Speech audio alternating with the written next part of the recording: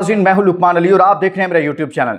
नाज़रीन, आईपीएल में Pakistan super league के चर्चे हो रहे हैं। क्यों हो रहे हैं, किसकी वजह से हो रहे हैं? पाकिस्तान का एक ऐसा प्लेयर जिसके चर्चे सरहद पार जारी आईपीएल में भी शुरू हो गए हैं। वो लोग जो आईपीएल पर बात कर रहे थे वो अचानक से पाकिस्तान सुपर लीग पर बात करना शुरू हो गए हैं। बड़े बड़े नामों के उस लड़के ने रिकॉर्ड तोड़ दिए हैं। उसका नाम है साहबजादा फरहान।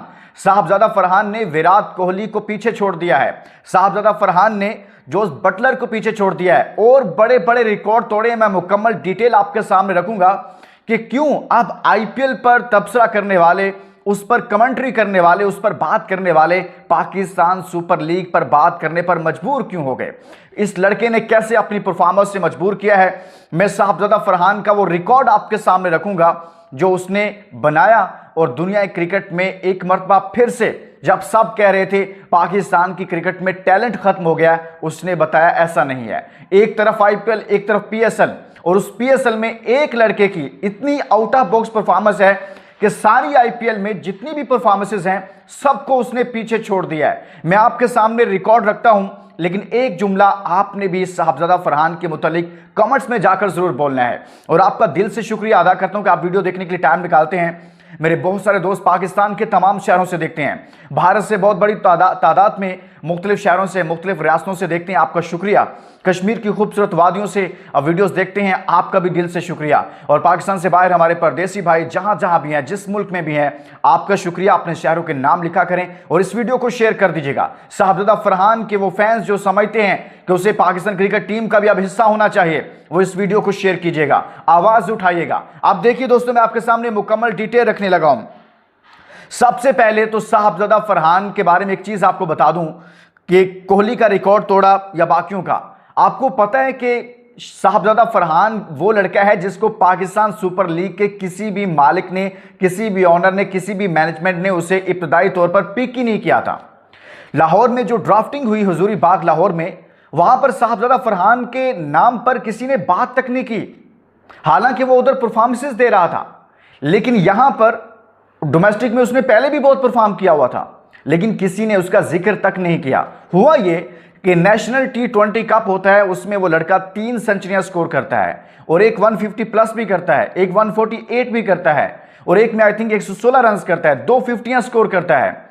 उसके बाद उसकी खुशकिस्मती कहें या फिर इस्लामाबाद यूनाइटेड की खुशकिस्मती कहें कि एक पिक उसकी बाकी थी इस्लामाबाद यूनाइटेड की और पेशावर ज़ल्मी की, और इस्लामाबाद यूनाइटेड के लिए गुड लक ये कि उसने साहबजादा फरहान को बिल्कुल आखिर में जाकर पिक कर लिया। बिल्कुल आखिर में, जब सब मुकम्मल हो गया हुआ था, सिर्फ एक पिक बाकी थी। और वो लड़का जब आता है तो वो आते ही दूसरे मैच में सेंचुरी स्कोर कर देता है और उस सेंचुरी के नतीजा में इस्लामाबाद यूनाइटेड अपना मैच जीत जाती है। लेकिन रिकॉर्ड कैसे तोड़े? उस लड़के ने 1.5 माह के अंदर 4 सेंचुरियां स्कोर की हैं। ये दुनिया क्रिकेट में एक नया रिकॉर्ड है। पाकिस्तान की तरफ से तो पहले बिल्कुल भी किसी ने ऐसा नहीं किया। यहां पूरे साल में 4 सेंचुरियां होती हैं और T20 में तो पूरे करियर में लोगों की 4 से 5 सेंचुरियां होती हैं, और उस लड़के ने सिर्फ 1.5 माह के अंदर 4 सेंचुरियां, 250 स्कोर करके एक नया T20 में रिकॉर्ड बनाया है। फिर देखिए, क्रिस गेल ने 31 मैचेस में 4 सेंचुरियां की, 31 में, 2011 में, एक साल की बात कर रहे हैं। इसी तरह से विराट कोहली ने 29 मैचेस में 4 सेंचुरियां की 2016 में। अब मैं बताऊंगा साहबजादा फरहान ने कितने मैचेस में की हैं। जोस बटलर ने 38 मैचेस में 4 सेंचुरियां स्कोर की 2022 में। आप सुनते जाइएगा। शुभमन गिल ने 30 मैचेस में 4 सेंचुरियां की 2025 में।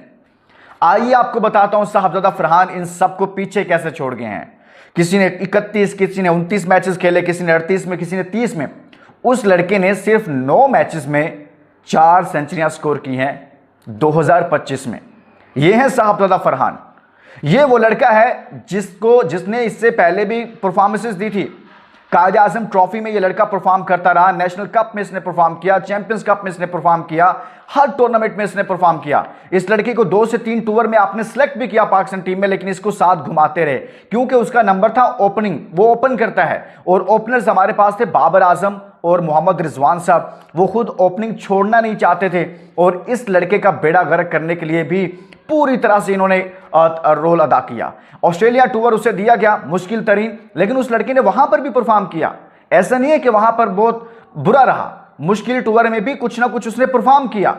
लेकिन वो लड़का जिसको आपने पाकिस्तान सुपर लीग में पहली पिक ड्राफ्टिंग में आप पिक नहीं करते, वो लड़का जिसको आप प्रॉपर चांस नहीं देते, वो लड़का जो ओपनिंग करता है उसे कौमी टीम में आप 5वें 6ठे नंबर पर जाके खिलाना शुरू कर देते हैं, उस लड़के ने आपको परफॉर्म करके दे दिया है। अब उसका नंबर बतौर ओपनर वो खेलता है।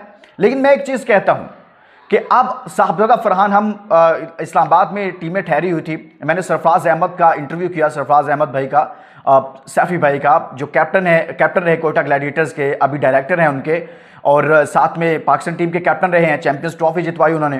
तो वहाँ पर और भी प्लेयर्स मौजूद थे, बाकी टीमें भी थी। तो मैंने अपने टीवी शो के लिए उनका इंटरव्यू करना था और वो नशर भी हुआ।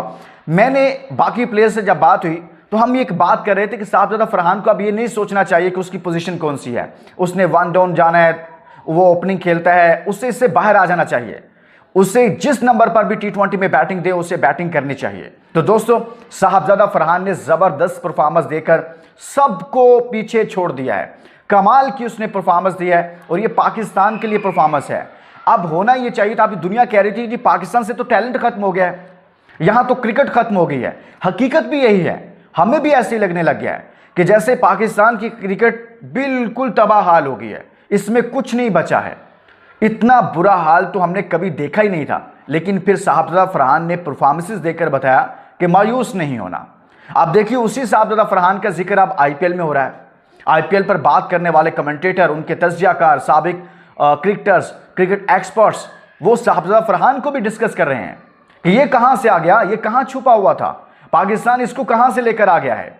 तो पाकिस्तान में हम हमेशा कहते हैं कि टैलेंट की कमी नहीं है, लेकिन यहां पर मसला सिर्फ यह है कि मेरिट, यहां पर गलत लोगों को सिलेक्ट किया जाता है, फिर उनकी टीम में जगह बनाने के लिए मजीद गलत फैसले किए जाते हैं, जिसकी वजह से पाकिस्तान क्रिकेट यहां तक पहुंची है। और अभी देखें, हम न्यूजीलैंड में खेल कर आए हैं, बदतरीन हमारी परफॉर्मेंसेज हैं, बुरी तरीन परफॉर्मेंसेज वहां पर रही हैं। लेकिन हमारे सामने अब हमने अगर एशिया कप की, पाकिस्तान क्रिकेट बोर्ड ये दावा करता है कि हम एशिया कप की तैयारी कर रहे हैं या हम 2026 के वर्ल्ड कप की तैयारी कर रहे हैं, तो आपको अब आंखें बंद करके साहबजादा फरहान को मौका देना चाहिए। साहबजादा फरहान वो लड़का जिसने सिर्फ 9 मैचेस में 400 किए हैं, उसने कई मैचेस जितवाए हैं, उसने 50 स्कोर किया। अभी तो पीएसएल बाकी है, बाकी पीएसएल में देखें वो क्या करता है, किस किस्म की वो परफॉर्मेंसेस देगा। तो ऐसे टैलेंट जिसकी हम जिक्र करते हैं कि यार इस तरह के लड़के पाकिस्तान को चाहिए टी20 में, हमें डॉट बॉल खेलने वाले लड़के नहीं चाहिए हैं। और फिर उसने इंटेंट भी शो किया, उसने अपनी परफॉर्मेंस से बताया कि वो हर तरह की क्रिकेट खेल सकता है, उसके पास स्किल्स हैं। तो दोस्तों, साहबजादा फरहान को हम सलाम पेश करते हैं और पाकिस्तान की क्रिकेट को एक होप मिली है कि हमारे पास यंग टैलेंट अच्छा मौजूद है। इसके साथ ही इस वीडियो का ख्याल रखिएगा, अपना बहुत सारा ख्याल रखिएगा और देखते रहिए हमारा चैनल। यहाँ पर आपको बहुत सारी वीडियोस मिलेंगी, इनसाइड स्टोरीज मिलेंगी। इजाज़त दीजिए, अल्लाह हाफ़िज़।